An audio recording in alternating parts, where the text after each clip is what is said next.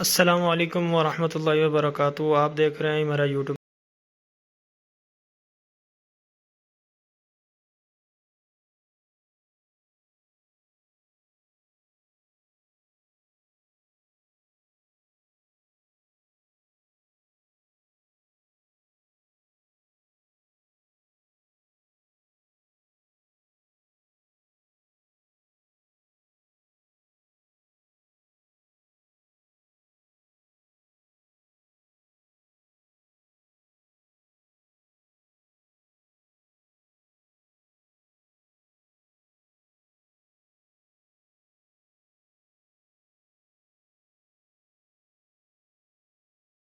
ये भी आप 60 ग्राम ले लें,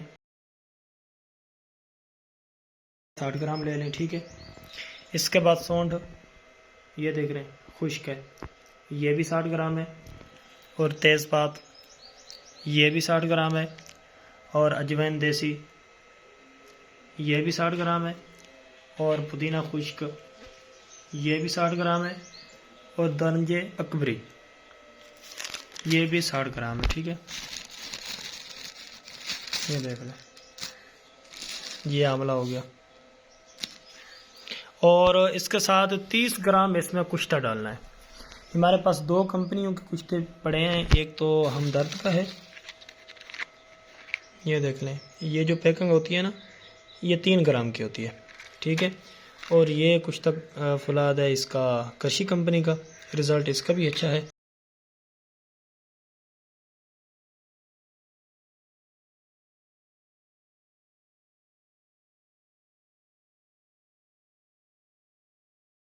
ये देखें जी, इसके अंदर 8 किलो पानी डाल दिया। इसको रखते हैं तकरीबन 8 घंटे तक इसको पानी में भिगोकर रखना है। फिर इसको जब आग पर चढ़ाएंगे फिर भी आपको लाइव इंशाल्लाह दिखाएंगे जी। ये देखें, अब वो पानी जो हमने आग पे चढ़ाया था 8 किलो डालकर, अब उसको हमने छान लिया, कढ़ाई में डाल दिया है। तकरीबन 4 किलो पानी था, 5 किलो इसमें चीनी डाल दी।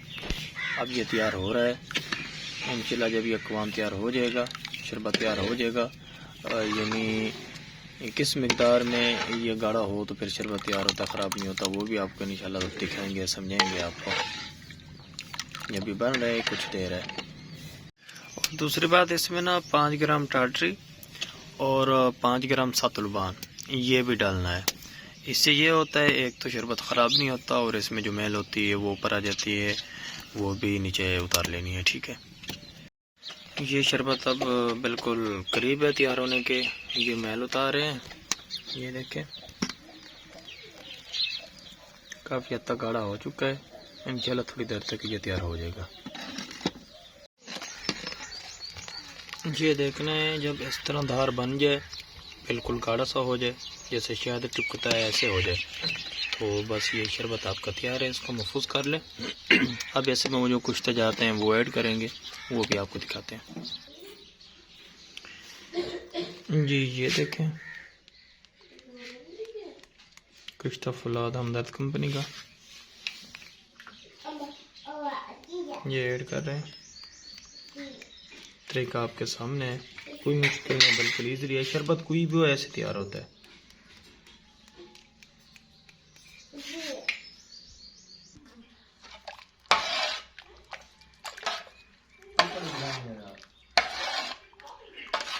ये जो कुश्ता फुलाता हुआ इसमें बिल्कुल हाल हो गया। इसको ठंडे होने तक रख दें, फिर इसकी बोतलें भर लें, महफूज कर लें, बस शरबत आपका तैयार है।